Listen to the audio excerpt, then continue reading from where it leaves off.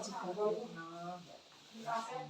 Bu Retno, saya ucapkan terima kasih atas kesediaannya untuk hari ini dalam kegiatan wawancara pengambilan keputusan Dilema Etika, di mana Dilema Etika ini Ibu Kepala Sekolah berada di situasi antara dua pilihan, dan pilihan tersebut secara moral benar, akan tetapi bertentangan. Nah, Bu Retno sebagai kepala sekolah pasti memiliki banyak pengalaman tentang pengambilan keputusan dilema etika. Sebagai pemimpin di komunitas sekolah, boleh Ibu Retno berbagi pengalamannya, Bu? Ya, terima kasih sebelumnya Bu Dian ya, kepercayaan kepada saya akan mencoba menyampaikan salah satu permasalahan, walaupun kenyataannya banyak sekali permasalahan. Ya, di antaranya di sekolah ini ada permasalahan yang harus kita selesaikan dan termasuk dilema bagi kita. Di antara satu adalah tentang keberangkatan anak-anak. Itu ada yang berangkatnya yang pas waktu masuk sudah datang, juga ada yang banyak sekali pas jam masuk belum datang. Nah, hal ini itu disebabkan karena jarak anak-anak dari sekolah ke rumah itu berbeda-beda. Ada yang sangat jauh sekali dan tidak ada yang mengantar, mungkin dari rumahnya salah satunya itu. Iya, kedisiplinan waktu Bapak Ibu guru begitu ya. Nah, bisa nggak Bu Retno menceritakan bagaimana menghadapi permasalahan tersebut, lalu keputusan apa yang sudah Bu Retno buat? Sebenarnya saya sendiri juga termasuk dilema juga. Kalau yang satu saya beritahu, saya nasihati, saya tegur. Terus nanti yang satu yang lainnya kalau saya diamkan saja, nanti akan menjadi kecemburuan bagi mereka. Kemudian salah satu cara yang saya tempuh, saya berusaha mendekati dengan cara individu. Kami tegur dulu. Kemudian setelah itu juga kami pantau. Setelah kami nasihati, kami tegur bagaimana tindak lanjutnya. Begitu ya Bu Retno. Nah, saat Bu Retno sudah melakukan langkah untuk mengambil keputusan nih, ada Bapak Ibu guru yang mungkin indisipliner di sini ya Bu Retno ya. Nah, tantangan apa ini Bu Retno yang hadapi saat mengambil keputusan tadi, untuk salah satunya adalah mendekati dan memantau tadi? Sebenarnya saya sendiri juga merasa berat dengan rasa pengasaan saya. Kasihan jauh, harus tepat waktu. Tapi kenyataannya dia juga harus mentaati peraturan yang ada di sekolah tersebut.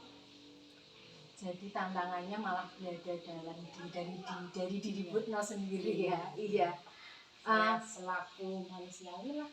Iya, begitu ya, karena situasi dan kondisi juga. Nah, Bu Retno bisa nggak menceritakan langkah-langkah dari step by stepnya Bu Retno untuk mengambil keputusan tersebut dari dilema yang Bu Retno hadapi tadi? Langkah pertama apa, langkah kedua apa, ketiga apa, dan selanjutnya? Langkah pertama, tetap saya mempelajari dulu latar belakangnya. Saya lihat dulu. Setelah itu saya dekati, saya tanya apakah ada kendala atau ada masalah, kok bisa seperti itu. Kemudian untuk langkah yang ketiga, tetap saya ambil, saya beri nasihat. Ada enggak tindak lanjut setelahnya itu loh, setelah diberi nasihat gitu yang sudah dilakukan Bu Retno? Ya, saya lihat perkembangan ada sedikit-sedikit ada perkembangan. Ya, kadang masih juga ada, setiap saat juga masih ada pelanggaran lagi. Tapi tetap saya urut kembali ke belakang. Kemudian saya nasihati lagi, ya alhamdulillah bisa. Walaupun saya tidak tahu pribadinya mereka itu bisa menerima tidak dengan nasihat atau masukan dari saya. Nah, sudah ditunjukkan belum Bu Novia dari langkah yang Retno tempuh tadi dari Bapak Ibu guru? Sudah ada perubahan, Ya, ada perkembangan. Ada perubahan. Nah, pada saat Bruno mengambil keputusan tersebut, kan melalui langkah-langkah itu. Nah, pihak mana saja yang Bruno butuhkan supaya bisa membantu Bruno mengambil keputusan di situasi dilema itu? Di sekolah saya banyak teman-teman kerja. Saya minta masukan bagaimana baiknya, apakah saya diamkan atau apakah saya minta masukan dari teman-teman, apa dibiarkan atau kita beri teguran atau kita beri hukuman, sehingga dari masukan teman-teman itu saya terima, saya pertimbangkan sehingga bisa saya terapkan pada. Jadi Bruno melibatkan Bapak Ibu guru juga yang lainnya untuk bisa mengambil keputusan yang terbaik dari permasalahan dilema etika tersebut. Nah, apa ini hikmah atau pembelajaran yang dapat dipetik dari permasalahan yang menurut Retno sebagai pemimpin pembelajaran untuk menegakkan kedisiplinan Bapak Ibu guru di sekolah, akan tetapi menghadapi kendala. Kemudian Bu Retno mengambil suatu keputusan. Nah, ada enggak hikmah atau pembelajaran yang dapat dipetik dari yang sudah terjadi ini? Iya, kan hikmahnya. Yang jelas kita dapat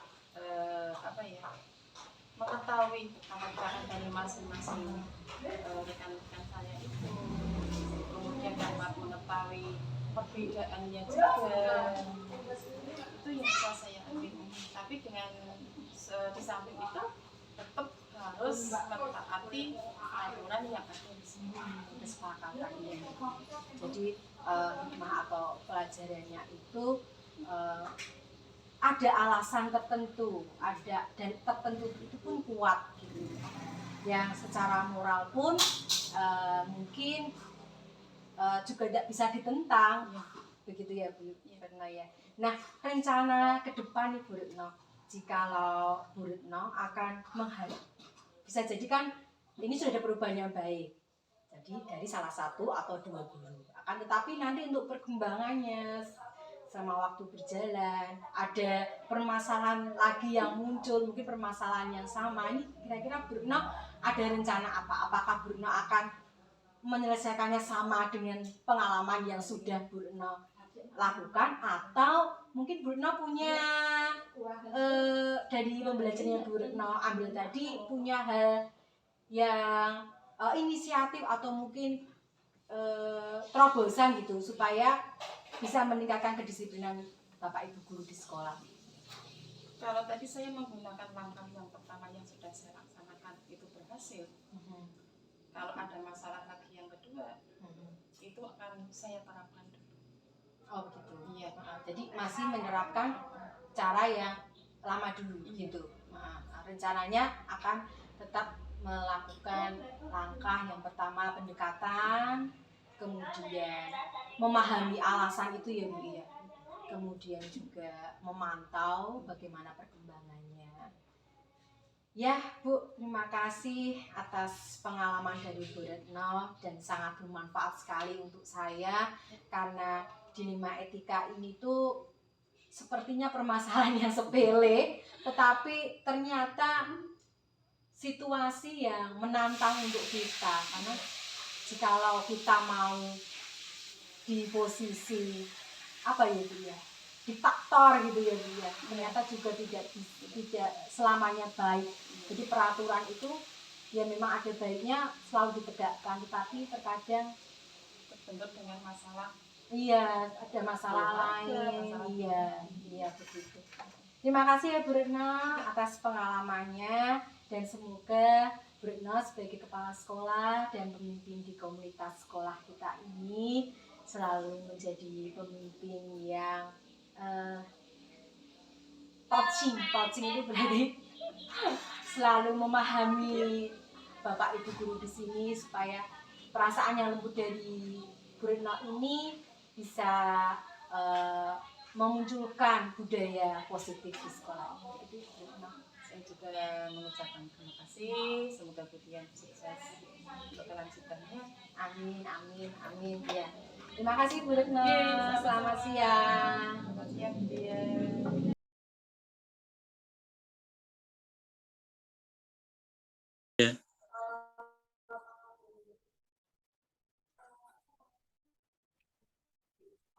Selamat siang, Bapak Kusmin.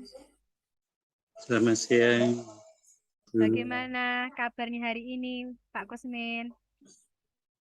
Alhamdulillah, kabarnya baik, sehat.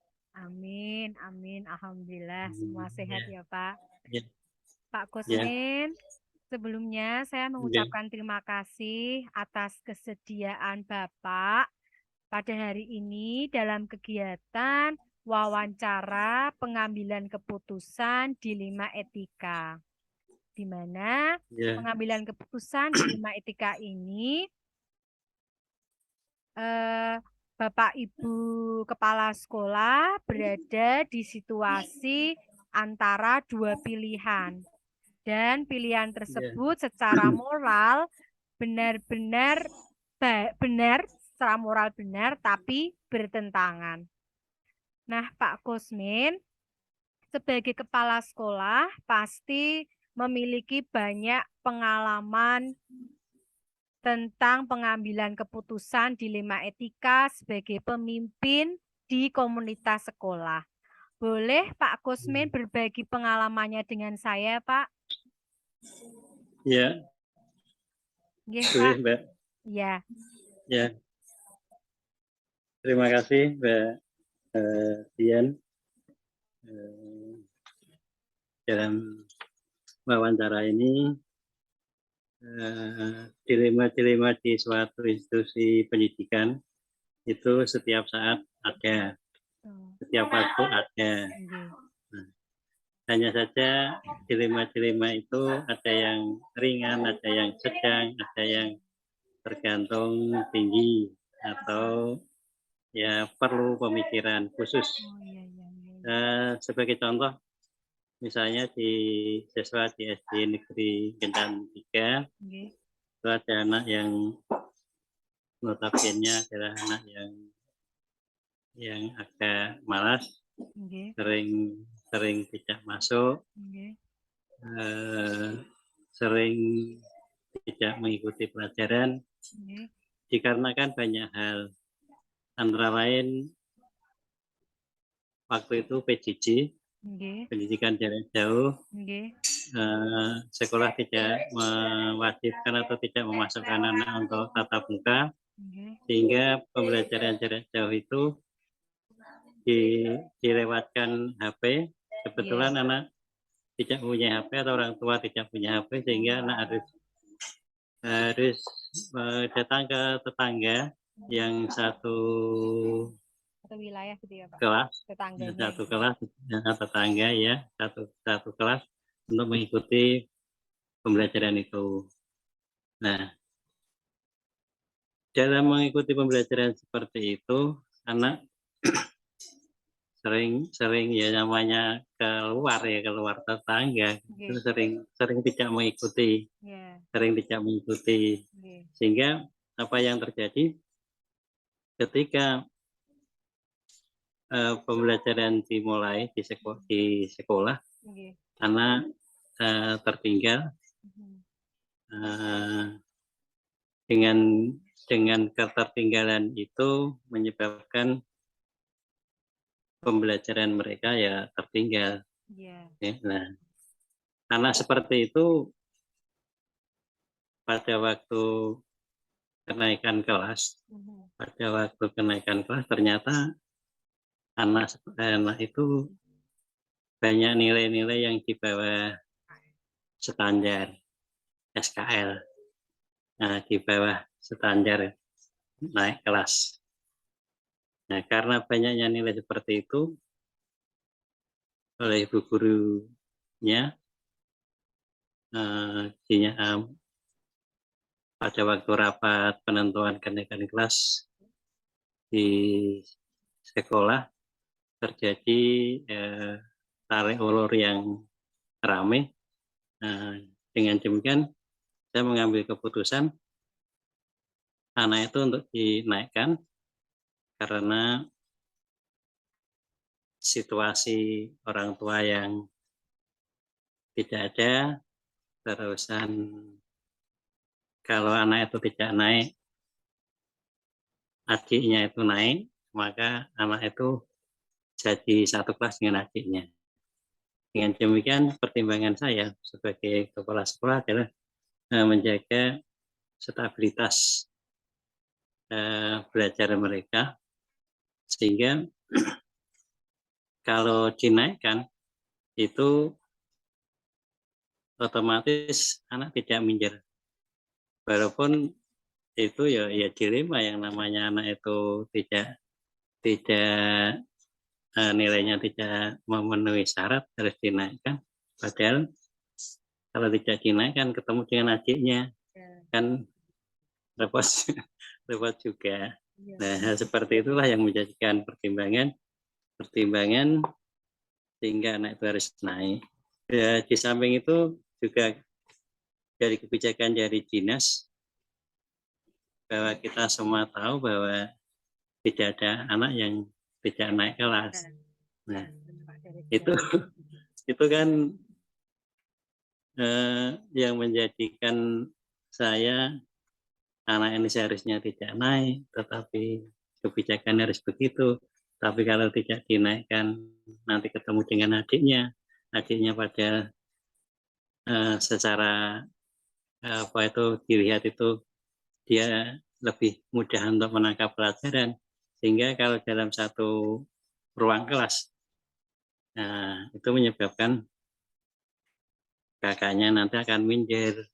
Itulah pertimbangan saya agar anak itu dinaikkan. Dengan demikian, akhirnya Bu Guru juga mengikuti apa yang saya katakan, semuanya bisa naik, walaupun dengan mengangkat, artinya dengan memberikan pelajaran-pelajaran tambahan supaya anak itu tidak begitu ketinggalan. Itu maksudnya, Bu Dian. Ya. Nah, cerita dari Pak Kusmen lengkap sekali, mulai dari menceritakan permasalahan di metrikanya, kemudian Pak Kusmen juga sudah menjelaskan ke saya bagaimana Pak Kusmen dapat mengambil suatu keputusan dari dilema etika tersebut, salah satunya dengan mempertimbangkan banyak faktor ya Pak ya. Nah Pak, bisa enggak Pak menceritakan saat Pak Kusmen mengambil keputusan tersebut, yaitu mempertimbangkan dari berbagai faktor tadi, tantangan apa yang Pak Kusmen hadapi saat mengambil keputusan tersebut? Ya, terima kasih. Kalau tantangan ya mesti ada. Ada sebagian dari teman yang tidak setuju tadi juga merupakan tantangan yang harus saya jelaskan. Juga dari tantangan dari teman anak-anak yang ada satu kelas dengan si anak tadi, mereka kan seharusnya itu tidak naik, kok naik kan begitu kan, mereka tahu. Tapi hal seperti itu dapat kami jelaskan kepada anak-anak, kepada teman bahwa hal seperti ini harus dijelaskan dengan baik sehingga tidak menimbulkan efek-efek negatif di belakang harinya. Ya, demikian Bu Dian, berhubungan dengan tantangan itu. Iya Pak, untuk menghadapi tantangan tersebut Pak Kusmen memberikan penjelasan. Nah, pada saat Pak Kusmen memberikan penjelasan tersebut dalam satu forum apa Pak? Apa forum rapatkah yang melibatkan Bapak Ibu guru atau cara lainnya? Iya, itu forum rapat juga saya gunakan. Artinya dalam rapat itu kita jelaskan dampak negatif, dampak positif daripada si anak yang tidak naik tadi. Di samping itu juga saya ngomong secara pribadi kepada ibu guru yang menangani anak itu, sehingga anak itu bisa diterima di kelas yang lebih tinggi lagi. Anak waktu itu anak itu kelas 5, sehingga harus ke kelas 6. Jadi saya perlu ngomong secara pribadi juga kepada guru kelas 6. Di rapat juga saya sampaikan begitu. Iya. Iya Pak, Hmm. banyak melibatkan pihak sekolah ya Pak ya untuk bisa Iya. mengambil keputusan yang tepat, di mana keputusan tersebut bisa menjaga stabilitas di sekolah. Nah Bapak, supaya saya juga bisa ikut belajar pengalaman dari Pak Kusmin, Pak Kusmin boleh menjelaskan secara runtut langkah-langkah Pak Kusmin mengambil keputusan di 5 etika tersebut, Pak? Ya, terima kasih, Mbak Dian. Langkah-langkah dalam mengambil keputusan dilema etika itu yang pertama adalah kita mengumpulkan Bapak Ibu guru untuk rapat. Di dalam rapat itu kita sampaikan masalah-masalah yang ada pada anak itu. Setelah itu kita ambil keputusan bersama bahwa anak itu perlu dinaikkan. Kalau tidak naik, dampak negatifnya ketemu dengan adiknya. Dan yang ketiga adalah menjelaskan, karena tadi ada sebagian ibu guru yang Bapak atau ibu guru kelas 6 yang perlu penanganan penjelasan khusus, maka perlu saya sampaikan penjelasan khusus itu di ruang lain. Secara empat mata kita bicara. Itu akhirnya yang keempat adalah mengambil kesimpulan bahwa anak itu harus dinaikkan, begitu Mbak Budian. Berarti pihak yang terlibat selain dari Bapak Ibu guru, ada yang dari luar sekolah maupun Pak? Oh, ada. Jadi ketika kita mau mengambil keputusan naik atau tidak naik itu, orang tua kita undang ke sekolah untuk diajak bicara, sehingga orang tua mengerti bahwa kondisi anaknya itu seperti itu. Harapan dari sekolah, yang namanya keberhasilan pendidikan itu kan tidak hanya tergantung dari sekolah saja, tapi juga dari orang tua maupun dari lingkungan sekolah. Nah, kalau dari ketiga sub itu bergabung menjadi satu, maka akan menjadikan kondisi pembelajarannya di sekolah itu nyaman. Nah, dengan mengundang orang tua ke sekolah, memberitahu, mengingat, dengan harapan orang tua mau mengingatkan anaknya di rumah untuk selalu belajar, tidak dibiarkan bermain yang menyebabkan kelelahan, sehingga kalau malam sudah lelah akhirnya mereka tidur. Nah, dengan tidur yang terlalu awal ini menyebabkan anak yang tidak belajar lagi. Nah, dengan demikian orang tua mau menerima saran dari sekolah, akhirnya insya Allah ini anak masih di kelas 6, insya Allah bisa mengikuti pelajaran dengan baik. Begitu. Ya Pak Kusmin, berarti Pak Kusmin mengambil keputusan untuk anak tersebut tetap naik kelas, tetapi tetap memberikan syarat begitu Pak Kusmin ya untuk orang tuanya. Iya, jadi tidak sekedar menaikkan oleh karena regulasi saja, tetapi juga memikirkan masa depan anak tersebut Pak Kusmin ya, supaya di saat naik di kelas 6 nanti tidak mengulangi kembali gitu ya Pak Kusmin. Ya, seperti itu nih Pak Kusmin ya. Dari pengalaman Pak Kusmin tadi mengambil keputusan yang dilematis begitu ya Pak. Kan juga menguras pikiran. Nah, ada hikmah atau pembelajaran Ya. yang dapat dipetik mboten Pak dari Oh iya. permasalahan tersebut? Iya. Terima kasih Nggih. Bu Dian. Kalau hikmah dari sebuah keputusan atau yang diambil itu selalu ada. Nggih. Artinya hikmah-hikmah itu selalu ada, baik itu di dunia pendidikan maupun di dunia hidup di keluarga. Setiap kita mengambil keputusan, setiap kita itu selalu ada hikmahnya. Iya. Nah, hikmah yang terlihat itu kan anak itu selain kurang ya dalam menerima pelajaran itu kurang, itu anak itu pengennya itu selalu keluar sekolah, ingin kalau dimarahi bapak ibu guru pengennya keluar.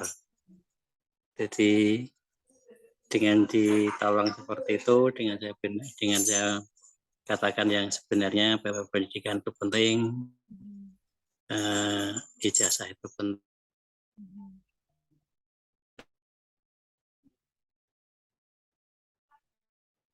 Pak Kusmin bisa mendengar suara saya?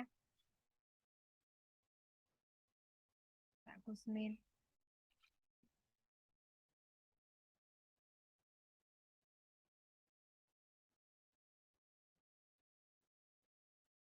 Halo, Pak Kusmin bisa mendengar suara saya? Nah, Alhamdulillah bisa Ya, bertemu lagi, Pak. Deg-degan. ya, Aku sampai mana ya, Pak ya? Hikmah tadi ya, Pak ya. ya, Hikmah ya, ya, pendidikan itu penting untuk anak tersebut. Lalu anak tersebut bagaimana, Pak? ya. Tadi kan sudah saya sampaikan bahwa anak Oke. menjadi baik, Oke. tidak lagi mau minta keluar Oke. dalam arti keluar dari sekolah. Oke. Tadi kan saya katakan anak sering ngomong kalau dimarahi minta keluar. Kalau datang sekolah terlambat diingatkan mau keluar. Jadi seperti itulah keadaannya. Dengan ya masalahnya sekolah sekarang itu kan kita sama-sama tahu bagaimana mempertahankan anak supaya tetap sekolah di Oh, betul. di Nah, sekolah kita. saat seperti itu juga Pak Kusmin melibatkan orang tua ya, Pak ya? Iya, Oke. iya, Iya. Iya, Pak harus selalu berkomunikasi dengan orang tua supaya orang tua juga ikut mengatasi permasalahan tersebut nih, Pak. iya. Iya, Pak. Eh, Kira-kira apa nih, Pak, rencana Pak Kusmin selanjutnya jikalau kedepannya nanti Pak Kusmin kebetulan menghadapi permasalahan yang sama? Apa rencana Pak Kusmin untuk menghadapi dilema etika tersebut? Iya. Terima kasih Bu Dian. Oke. Ya yang namanya masalah-masalah seperti itu tidak berhenti di situ. Oke. Ya, di kelas kalau kemarin kelas 5 mungkin kelas 3 atau kelas 2 ada saja. Oke. Nah, untuk mengatasi hal seperti itu saya sarankan kepada Bapak Ibu guru ketika ada masalah kita harus berkepala dingin, tidak usah marah-marah tidak ada gunanya. Kita konsultasi dengan Bapak Ibu guru, dengan kepala sekolah.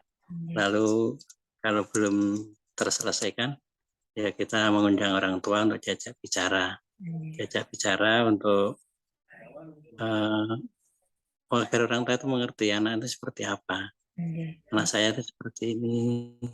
Nah, sebagian warga wali murid di lingkungan SD saya itu menganggap anak-anaknya itu anak-anak yang paling pinter, paling pandai. Ya, semua pasti begitu, Pak, untuk anaknya sendiri kok. Ya. Nah, padahal kenyataannya kan Di tidak. sekolah berbeda, ya. Maka kita berikan informasi yang benar. Betul. Kita berikan informasi yang benar kepada orang tua dengan dibarengi dengan bukti-bukti syarat-syarat yang ada di sekolah disampaikan sehingga orang tua menerima apa yang diberikan oleh sekolah. Itu mereka. Jadi bagaimana caranya sekolah dapat, jika ada permasalahan mengenai permasalahan siswa, sekolah walaupun berbentur dengan aturan, tetapi sekolah tetap bisa memberikan solusi untuk orang tua gitu ya Pak ya. Bagaimana supaya tetap menjaga kemudian meningkatkan belajarnya dan menumbuhkan budaya positifnya begitu ya Pak. Ya Pak Kusmin, dari pengalaman yang Pak Kusmin ceritakan, sama seperti apa yang sudah saya pelajari Pak Kusmin, bagaimana pengambilan keputusan pada situasi dilema etika, di mana dalam saat menghadapi permasalahan tersebut kita harus menjadi lebih tenang dulu, kemudian kita gunakan cara berpikir yang terdiri dari empat paradigma berpikir Pak Kusmin untuk bisa menyelesaikan pengambilan keputusan dilema etika tersebut. Kemudian juga berpikir paradigma berpikir ada terdiri dari 4, kemudian ada langkah berikutnya, di mana kalau supaya bisa memberikan keputusan yang istilahnya win-win solution gitu ya Pak Kusmin, itu terdiri dari 9 langkah. Terima kasih Pak Kusmin. Dari Pak Kusmin saya belajar banyak dan ternyata dari materi yang saya pelajari sama seperti kenyataannya Pak Kusmin dalam menghadapi permasalahan tersebut. Terima kasih atas kesediaan waktu Pak Kusmin untuk saya, kemudian Pak Kusmin sharing dan berbagi permasalahan dan bagaimana Pak Kusmin mengambil keputusan. Terima kasih Pak. Sama-sama. Begitu saja ya Pak. Semoga Pak Kusmin sehat selalu. Amin. Dan selalu bijaksana dalam mengambil keputusan.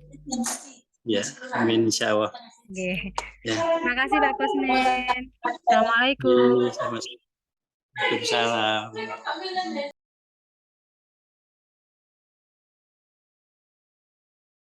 Berikut paparan saya. Kegiatan wawancara yang saya lakukan dengan 2 kepala sekolah yaitu Ibu Retno Handini SPD sebagai kepala sekolah di SDN Ketapang 3 Kecamatan Susukan, tempat saya bertugas, dan Bapak Kusmin sebagai kepala sekolah di SDN Gentan 3 Kecamatan Susukan.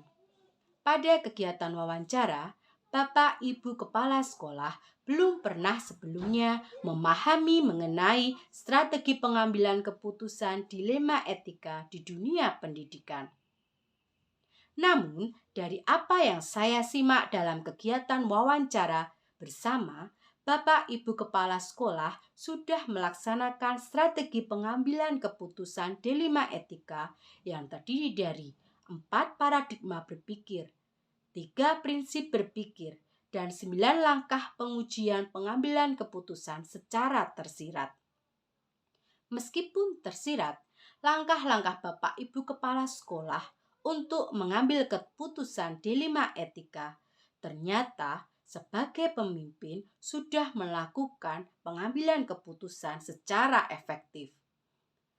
Hal menarik yang saya peroleh dari Bapak Ibu kepala sekolah yang saya wawancarai, secara tersirat sudah melakukan pengambilan keputusan berbasis nilai-nilai kebajikan dengan kompetensi sosial emosional yang dimilikinya, seperti manajemen diri, kesadaran sosial, dan pengambilan keputusan yang bertanggung jawab. Mungkin kompetensi sosial emosional tersebut menjadi nilai dan peran penting dalam pengambilan keputusan. Kegiatan wawancara yang telah saya laksanakan pada hari Rabu 19 Oktober 2022 secara luring dengan Ibu Retno di SDN Ketapang 3 dan daring dengan Bapak Kusmin dari SDN Gentan 3, wawancara berlangsung lancar dan menarik. Terbukti Bapak Ibu kepala sekolah sangat tertarik dengan tema wawancara pengambilan keputusan dilema etika. Pertama, saya mewawancarai Ibu Retno, sosok pemimpin yang disiplin dan teladan di sekolah. Beliau menceritakan permasalahannya yang dihadapkan pada situasi dilema etika tentang kedisiplinan jam datang guru. Beberapa bapak ibu guru, baik jarak rumah ke sekolah paling dekat hingga jauh berkilo-kilo, sering datang tidak tepat waktu, bahkan terlambat ke sekolah. Sedangkan beliau selalu datang paling awal daripada bapak ibu guru yang lain, namun tidak menjadikan beliau otoriter terhadap kedisiplinan jam kedatangan bapak ibu guru. Berada di situasi dilema etika ini, beliau telah mengambil keputusan berbasis nilai-nilai kebajikan. Pertama, beliau tidak serta-merta memanfaatkan kedudukannya sebagai kepala sekolah yang disiplin, lalu langsung menegur secara langsung tanpa mengetahui alasan atau latar belakang tiap guru. Namun, beliau memiliki empati yang tinggi dengan melihat terlebih dulu latar belakang guru tersebut, baik jarak tempuh perjalanannya atau keluarganya, yang bisa menjadi penyebab indisipliner kedatangan. Kedua, melakukan pendekatan yang tidak menimbulkan kesenjangan sosial atau kecemburuan di antara guru. Ketiga, memberi nasihat dan memantau perkembangan secara pelan-pelan. Langkah pengambilan keputusan beliau faktanya telah menunjukkan perkembangan di mana beberapa guru dengan latar belakang dapat segera menyesuaikan diri untuk datang lebih awal atau setidaknya tepat waktu. Namun, jika ada kendala, beliau tetap menggunakan empatinya untuk memahami latar belakang guru tersebut.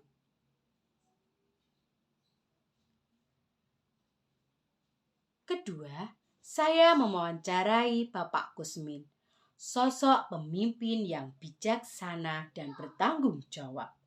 Beliau menceritakan permasalahannya tentang kenaikan kelas yang kemudian menjadi situasi dilema etika. Permasalahan ini terjadi pada waktu masa pembelajaran jarak jauh beberapa waktu yang lalu, di mana kegiatan pembelajaran dilaksanakan secara daring. Kemudian, ada seorang murid kelas 5 yang tidak dapat mengikuti kegiatan pembelajaran daring dengan lancar oleh karena tidak memiliki HP dan karakter perilaku murid tersebut yang cenderung melanggar peraturan.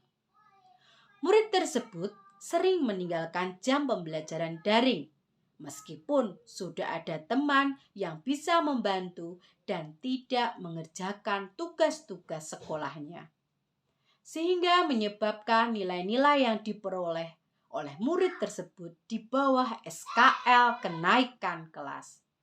Berkaitan dengan hal tersebut, Bapak Kusmin sebagai pemimpin melaksanakan tanggung jawabnya untuk ikut serta mengambil keputusan. Berdasarkan latar belakangnya, murid tersebut berasal dari keluarga yang kedua orang tuanya sibuk bekerja dan ekonomi rendah, mempunyai adik kandung satu tingkat di bawahnya, dan jika murid tersebut tidak naik kelas akan menjadi satu kelas dengan adiknya. Jika hal tersebut terjadi, menjadi pemikiran Bapak Kusmin dapat mengganggu stabilitas belajarnya ke depan. Bapak Kusmin memahami latar belakang tersebut untuk mengambil keputusan dengan beberapa langkah. Langkah pertama, beliau mengadakan rapat kenaikan kelas dan menyampaikan regulasi kenaikan kelas saat itu dan latar belakang murid tersebut supaya menjadi pertimbangan bapak atau ibu guru supaya dapat menaikkan murid tersebut. Langkah kedua, beliau mengadakan pertemuan khusus dengan guru kelas 5 dan guru kelas 6 supaya dapat memahami dan mengambil tindak lanjut terhadap keputusan beliau untuk menaikkan dengan memberi tambahan pelajaran. Langkah ketiga, beliau mengadakan pertemuan dengan orang tua murid tersebut untuk mengkonsultasikan permasalahan yang terjadi dan keputusan yang diambil. Selain itu, untuk mengantisipasi terjadinya kesenjangan antar murid mengenai hasil keputusan, beliau juga memberikan penjelasan kepada murid-murid satu kelasnya supaya dapat ikut berempati, memahami kondisi dan situasinya.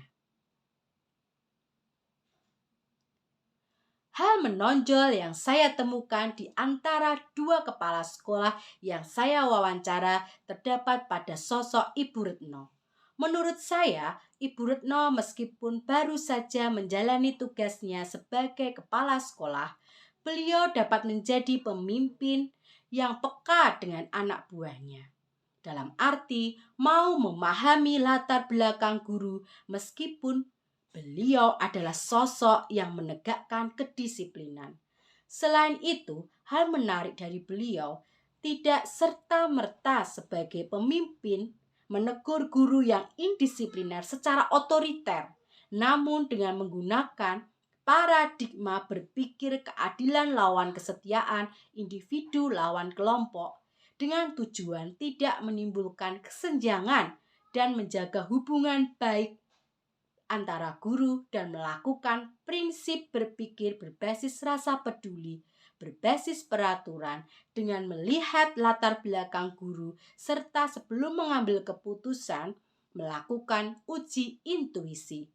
Sedangkan yang membedakan dengan Bapak Kusmin sudah lebih lama dan berpengalaman menjalankan tugasnya sebagai kepala sekolah, sehingga juga mempengaruhi terhadap langkah yang dilakukan untuk mengambil keputusan.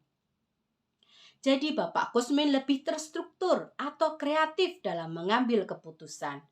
Hal menarik yang saya temukan dari beliau, meskipun tersirat, beliau sudah menerapkan paradigma berpikir keadilan lawan kesetiaan, jangka pendek lawan jangka panjang, prinsip berpikir berbasis rasa peduli, dan berbasis hasil akhir, serta menggunakan 9 langkah pengambilan keputusan. Dari kegiatan wawancara, Bapak Ibu Kepala Sekolah menjelaskan rencana ke depan jika kembali menghadapi keputusan dilema etika tersebut. Ibu Retno masih akan menggunakan langkah yang sama, oleh karena langkah awal sudah menunjukkan perkembangan yang positif terhadap kedisiplinan jam masuk guru. Menurut beliau, langkah pengambilan keputusan yang dilaksanakan sejauh ini sudah efektif oleh karena sudah ada perubahan menuju ke arah positif. Sedangkan Bapak Kusmin rencana ke depan untuk mengantisipasi pengambilan keputusan dilema etika ini terjadi kembali, beliau akan melibatkan orang tua untuk mengkonsultasikan supaya bisa melihat kondisi sebenarnya putra-putrinya di sekolah yang notabene dianggap oleh orang tuanya anak pintar dengan bukti-bukti hasil belajar dan perkembangannya di sekolah. Menurut beliau, langkah pengambilan keputusan yang dilaksanakan efektif oleh karena murid tersebut di kelas berikutnya sudah menunjukkan perubahan dan perkembangan belajarnya yang lebih baik. Berkaca dari pengalaman Bapak Ibu Kepala Sekolah sebagai pemimpin dalam pengambilan keputusan dilema etika, memberikan gambaran bahwa pada institusi pendidikan akan sering dihadapkan pada situasi dilema etika yang merupakan hal berat. Oleh karena itu, saya sebagai pemimpin pembelajaran penting sekali untuk bisa belajar menerapkan strategi 4-3-9. Yaitu 4 paradigma berpikir, 3 prinsip berpikir resolusi, dan 9 langkah pengujian dan pengambilan keputusan. Jika saya dihadapkan pada situasi dilema etika, baik di kelas ataupun dengan rekan sejawat, hal yang saya lakukan pertama, mengenali nilai-nilai yang bertentangan, dan mengumpulkan fakta-fakta dengan teknik coaching dan kompetensi sosial emosional dengan dasar memiliki kesadaran penuh. Kemudian berbekal paradigma berpikir, prinsip berpikir resolusi, dan 9 langkah pengujian pengambilan keputusan, saya terapkan untuk mengambil keputusan yang efektif dan tepat sasaran dengan tetap fokus pada tujuan pengambilan keputusan yang berpihak pada murid bertanggung jawab dan berdasarkan nilai-nilai kebajikan universal.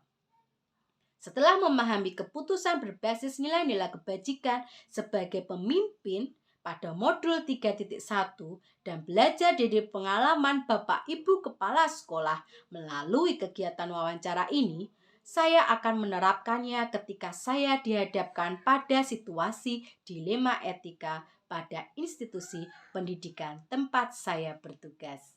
Demikian paparan refleksi saya. Mohon maaf jikalau dalam menyampaikannya ada kesalahan. Terima kasih. Salam bahagia.